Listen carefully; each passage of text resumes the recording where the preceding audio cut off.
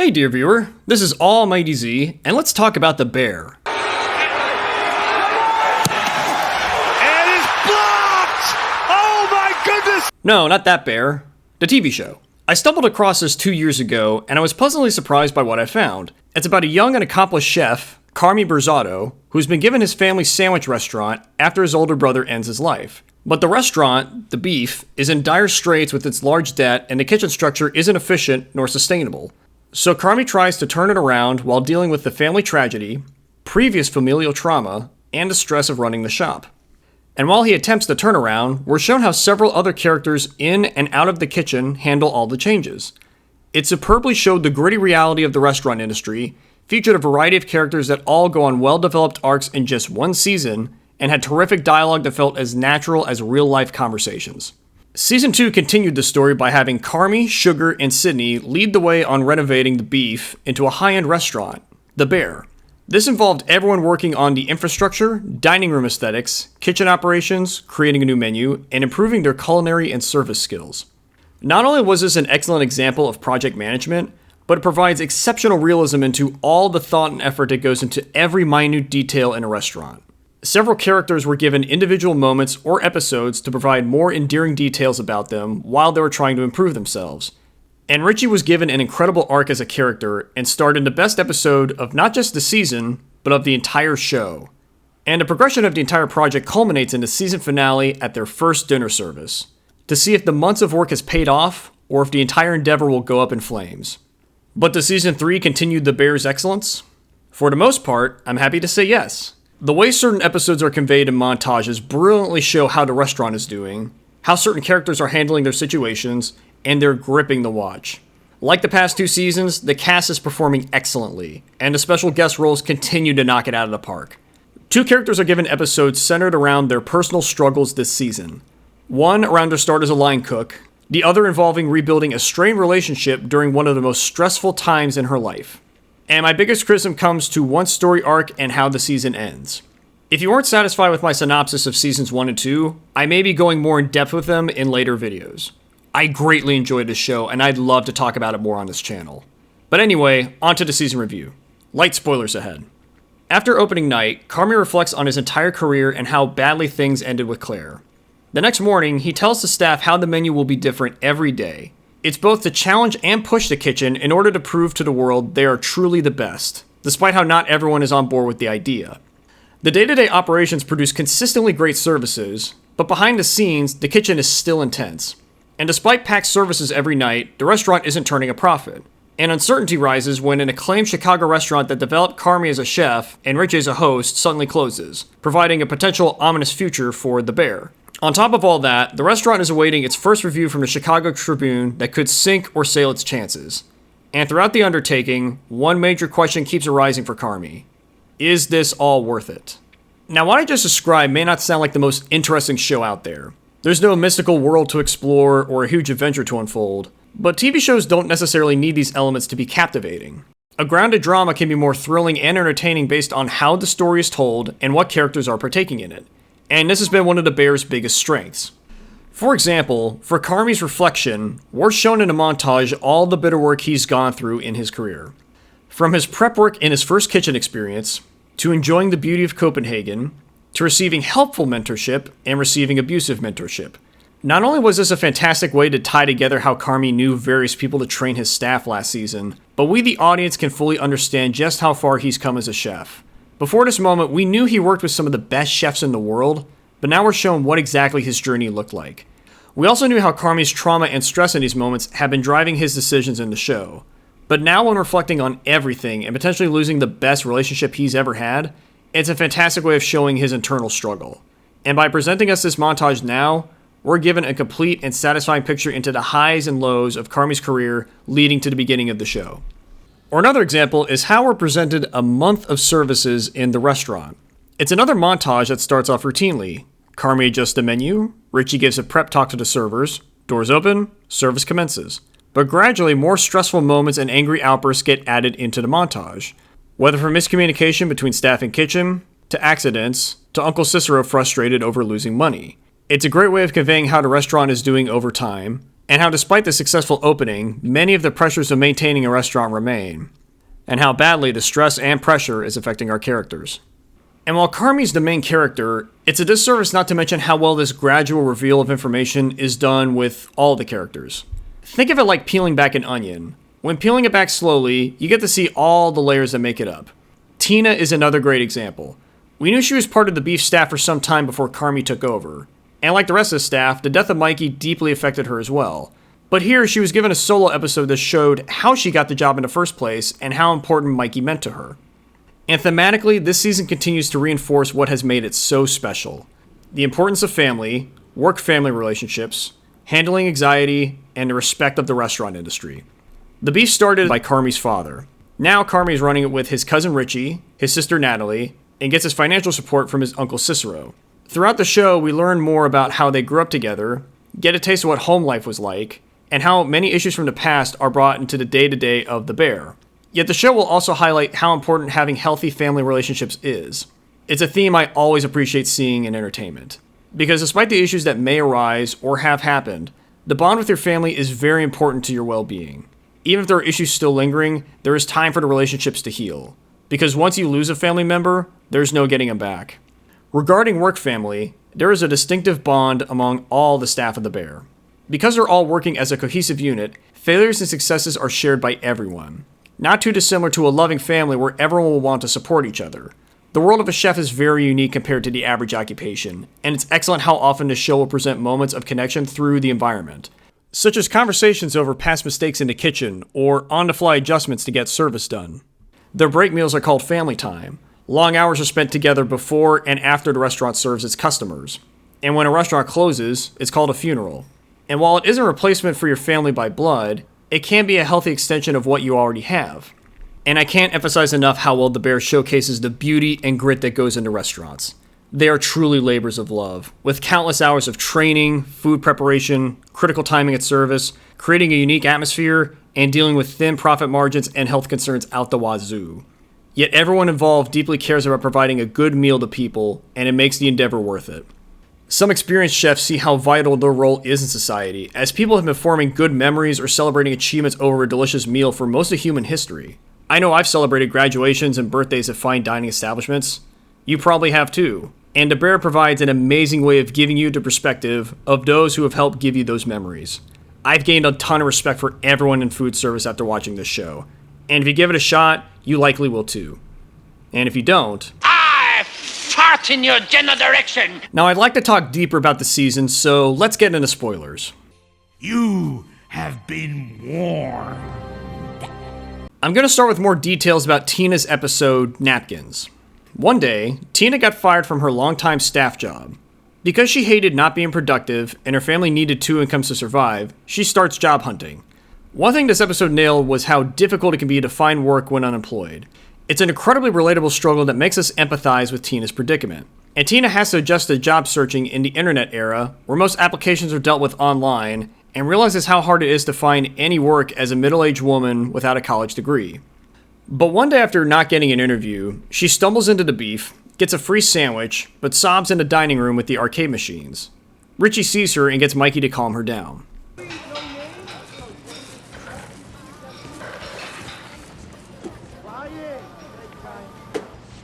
Sandwich really that bad?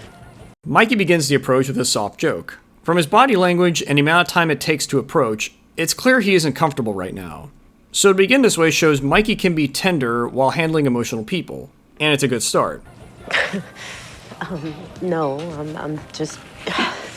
I'm fine. I don't know, you look like you were really crying to me. While appreciating the joke, Tina tries to brush off her emotions. Recognizing public breakdowns can be embarrassing, she downplays the situation. But not like sobbing. Not sobbing? Alright, I'll give you that. You weren't sobbing, but I think you were crying. He knows there's more to what's being let on. People don't break down crying in public unless something is wrong. And Mikey, being great with people, is gently pushing in to learn more. Bad day, huh? First. You? Tina lets in a little bit, but deflects back to Mikey. After all, he is a stranger. And to delve deeper, Mikey opens up first. We got this toilet back there that, the thing's possessed. It just keeps fucking exploding. You know, it's like equal parts depressing and disgusting. Oh, that's a solid number one. Number two is delivery company. Delivery guy changed our terms. We went from a net 45 to a net 30, which just like sucks, you know, because I was about to ask him if we could move to a net 60. So instead of having that lovely conversation, now we got to talk about a payment plan. The Beef had issues with day-to-day operations for years, so these are problems that we know he isn't making up. And Mikey, the man with boisterous charm, can spin this dilemma humorously for Tina. I guess number three on just like sort of a general kind of like macro level, we don't have enough people working here. So the people that are here just kind of getting shitty towards each other because we are like constantly fucking rocked. So like, yeah, I guess that makes me sad. An issue that comes up naturally and will come up later. But after hearing Mikey's issues, Tina opens up, and she discusses what we've seen in the episode so far. All right, well, you feel better.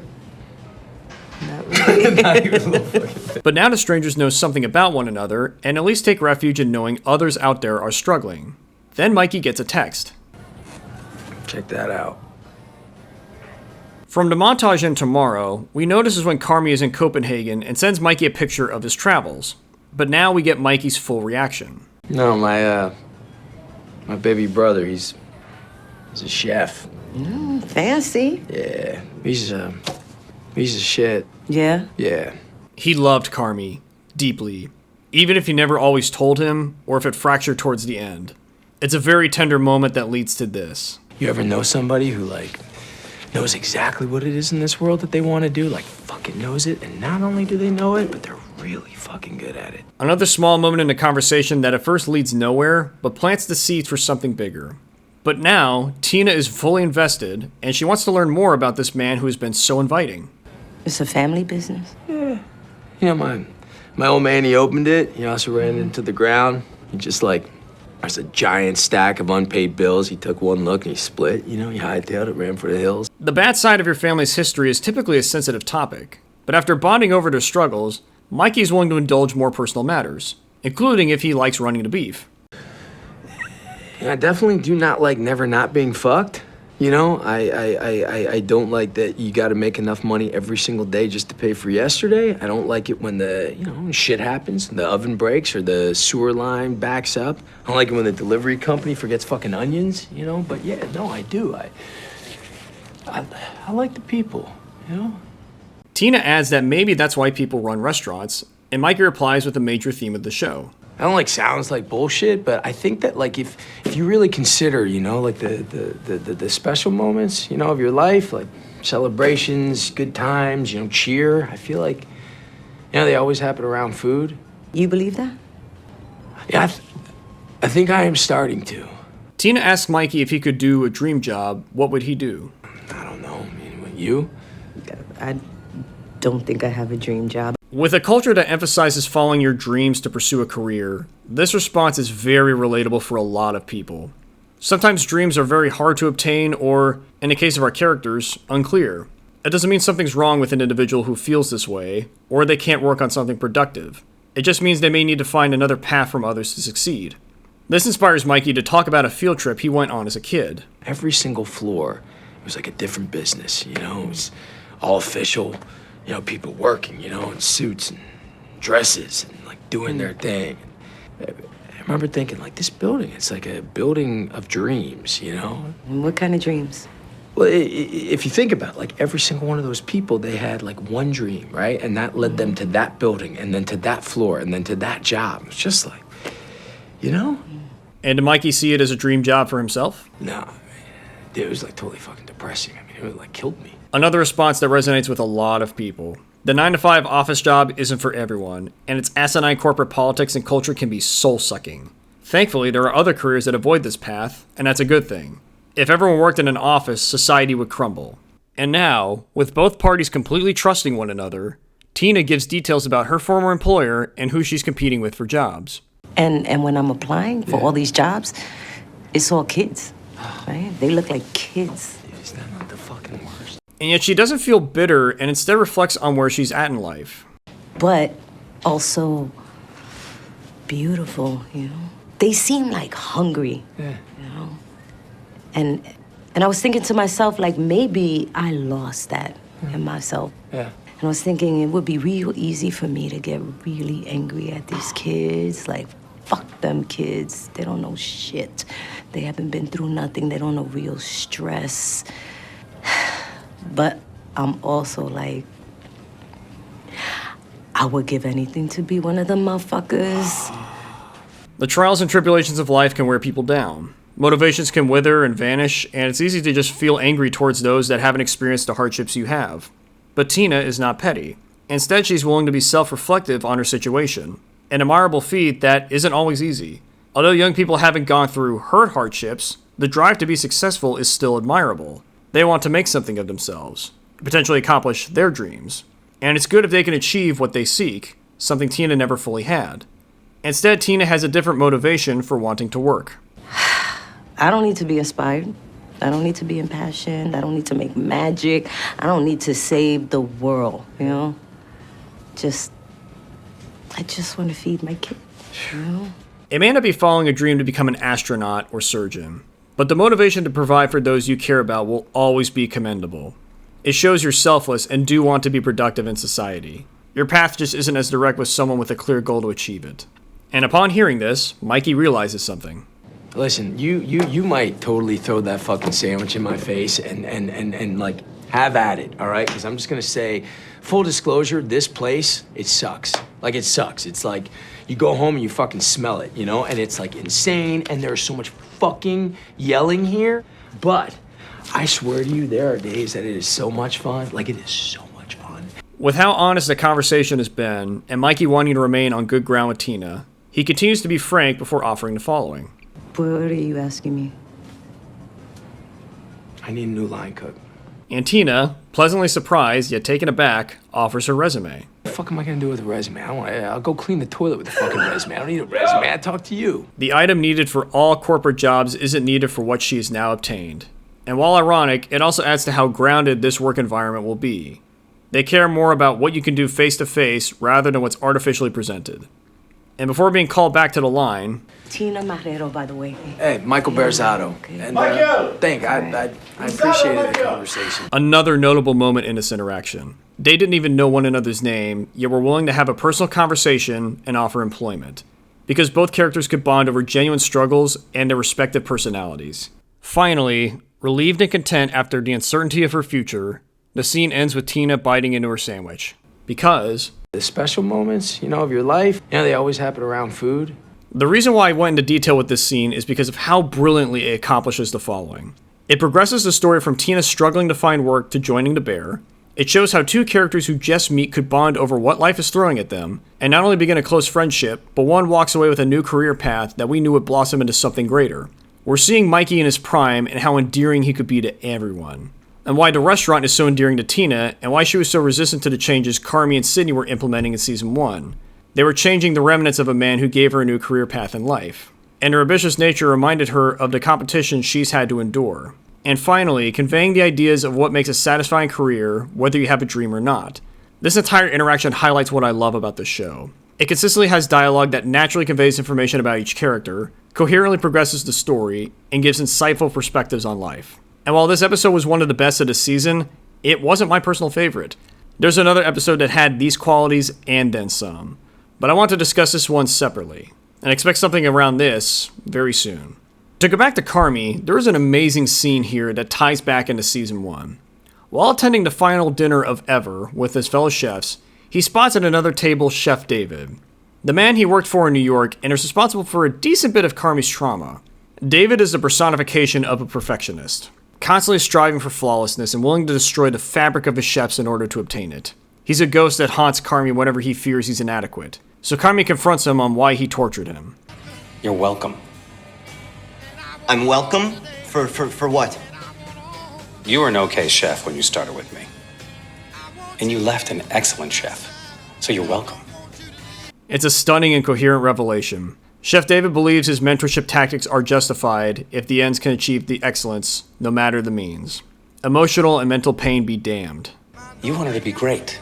You wanted to be excellent. So you got rid of all the bullshit and you concentrated and you got focused and you got great.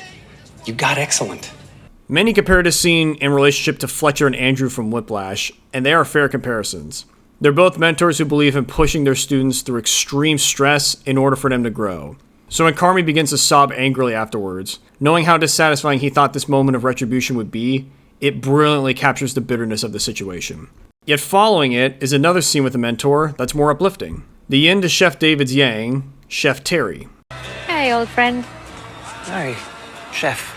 They start on friendly greetings, discussing the dinner and atmosphere of seeing all the old chefs again. Something unthinkable with the other mentor. Then it delves into something more personal. Oh, you finally quit? Yeah. How about you? Oh, I've just started. The topic changes to the construction of a nearby building, and Terry reveals what she's learned during her time as a chef. I learned that I want to sleep in more. Uh-huh. Want to go to London more. Want to go to a party. I want to meet people. Live. Precisely. This is very significant for Carmi. He has spent all season struggling to create perfection at the Bear, and it has cost him relationships and happiness. Now to hear from a mentor that is leaving the industry behind to enjoy herself, this gives a great moment of levity for Carmi and the show. It's providing a potential avenue he may explore one day. But, I got to do all the things I wanted to do, the way I wanted to do them, with the people I wanted to do them with, so can't ask more than that, really. And the other aspect of the scene I adore is it shows what the fruits of more nurturing mentorship can bring. You can learn and grow from harsh teachers, but you can from fostering ones as well. They're fonder in your memories and on your health. And when the student and master meet again, they can become mutual friends. Can I ask you something, Carmen? Shoot. Next time we see each other, Yeah. will you call me Andrea? Yes, Chef. Now, regarding the other characters and plot lines throughout the season, I need to get the negatives out of the way. Because unfortunately, this ties into nearly everything else I want to discuss. This season ends on a cliffhanger, and I am not a fan. At all. Every season prior was able to tell a complete story, but leave areas to build upon for the next season. Whether it be a way to change a restaurant, or hinting that certain characters can grow after misfortune. But Season 3 doesn't resolve its main conflict of whether the restaurant's review was good or not. It was brought up at the end of the 4th episode, and then hangs over the rest of the season. In response to it, our characters continue life as normal while they await the result. But this is part of the problem. They're passively waiting for the main conflict to make or break them. They are trying to make the restaurant profitable in the meantime, but if this first review is just that vital for the Bears' future, it means very little in the grand scheme of things. And when this conflict drags on for most of the season, you can't leave it on a cliffhanger, otherwise the audience feels cheated. Compare this to Season 2's overarching story. In the first episode, we're provided a clear goal that everyone is working on, making the restaurant into a fine dining establishment. So whether a character was physically working on the renovations, creating the menu, or honing their culinary skills, everyone was actively involved in the story. And during the various developments, it gave us time to spend with different characters and see how well they were responding to their individual tasks. Like Marcus developing his pastry making skills in Copenhagen. So at the season finale with its first service, it provided a beautiful conclusion for the preceding build-up. Will all the work and effort pay off, both for the restaurant itself and those who make it up? Here, there isn't really a set goal everyone is trying to achieve. And in turn, the season isn't as tightly written from a story and character perspective. Some characters are given great episodes centered around them, but others aren't utilized as much or could have been given deeper moments to delve into recent struggles. And the biggest character hurt by this ending is Sydney. In this season, she is offered a stake in the Bears' ownership, being the sous chef. But given how she continues to feel the strain of working with Carmi, she doesn't immediately sign and keeps putting it on the back burner. And after Ever closes, Chef Shapiro offers Sydney a job as a head chef at a new restaurant he is opening. She'll be given better benefits than at the Bear, and will be given complete creative control of the menu. But because Shapiro wants to get this going soon, he needs an answer from Sydney quickly. This conflict for Sydney provides an interesting challenge for her. She's been a creative and great chef in her own right, but still has much to learn. And sometimes when Carmi shuts down her ideas, she'll rebel against him, like with the braised rib in Season 1. Their working relationship has always been turbulent, so this conflict is a good way to re-examine it while expanding Sydney's character. Will she jump ship at a new opportunity after all the time and effort into making the Bear? But like with the review, her decision is left in limbo. At Ever's last service, she and Shapiro briefly talk, and it is briefly implied that she will join him. Yet she still hasn't told Carmi and is still on the fence about leaving the Bear. Then while hosting an after party, she sees a review from when she started at the Beef. Then memories from all the good times she had come flooding back, causing Sydney to stifle a panic attack in the hallway outside of her apartment. And that's where we're left at. The result of this is that Sydney as a character is now weaker. She has trouble committing when it comes to difficult decisions, when previously this wasn't an issue for her. Don't get me wrong, making a big career decision like this is not easy, whether it's for Sydney or anyone who has dealt with anything similar. But after so much time pondering this decision, we need an answer. Otherwise, we feel like we're being dragged along and this plotline feels like a big tease. Other characters are given small moments of great character work, but I wish they were more utilized. Namely Marcus and Richie. The biggest obstacle Marcus faces entering the season is when he finds out his mother dies. When he talks to Carmi about it, the latter tells Marcus to try and deal with it, to not repeat the same mistakes he made. But Marcus confidently responds he wants to focus on his job and the restaurant to succeed, because he feels she would have wanted him to keep going on with what he's already started. It's a very mature response to his tragedy, and it speaks how Marcus handles grief. He later finds inspiration from a violet flower to craft a new dessert, and it's a great way of showing how chefs like Marcus can express sorrow through their job. But after this, there isn't much Marcus does. We don't see the reception of his new dessert, he isn't invited to Ever's funeral, and like with the rest of the staff, he's just idly waiting for the review.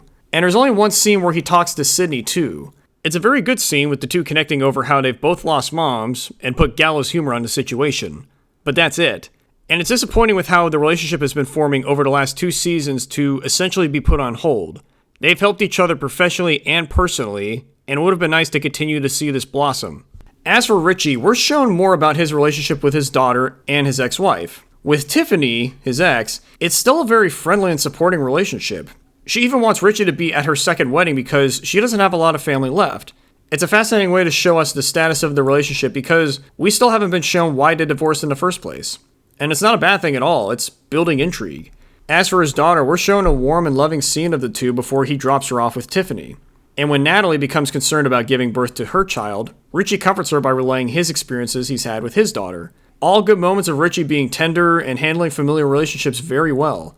But said relationships are all he's involved with this season. He doesn't really go on any small or large character arcs like in seasons 1 and 2. And regarding character goals, the closest we get is Richie wanting the restaurant to be perfect before inviting Tiffany and her fiancé over to eat.